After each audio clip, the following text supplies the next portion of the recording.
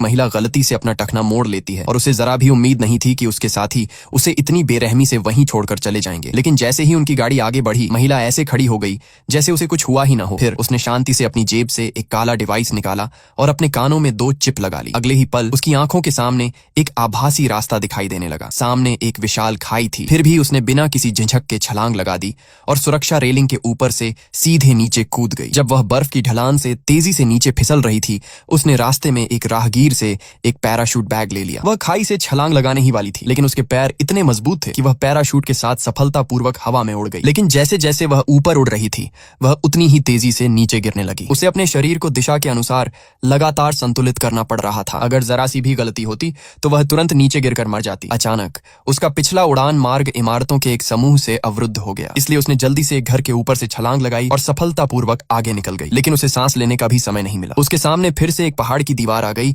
जिससे वह बहुत डर गई। वह इतना डर गई कि उसने नियंत्रण रस्सी को पूरी ताकत से खींचा। इस वजह से उसे कुछ देर के लिए छिपना पड़ा। उसे लगा कि अब वह आखिरकार सुरक्षित है। किसे पता था कि उसके सामने फिर से एक पहाड़ की दीवार आ जाएगी। प्रतिक्रिया करने का समय ही नहीं मिला। वह तुरंत रस्सी से टकरा गई। महिला इतनी डर गई कि उसने बिना सोचे समझे रस्सी काट दी। उसने जल्दी से रस्सी को पहाड़ की दीवार पर लटकाया और पहाड़ से नीचे फिसलती रही। लक्ष्य ठीक उसके सामने था। उसने अपने हाथ छोड़ दिए और सीधे ऊपर से नीचे की ओर छलांग लगा दी। सौभाग्य से खून गाढ़ा और नरम था। वह अंततः बिना किसी चोट के अपने गंतव्य पर पहुंच गई।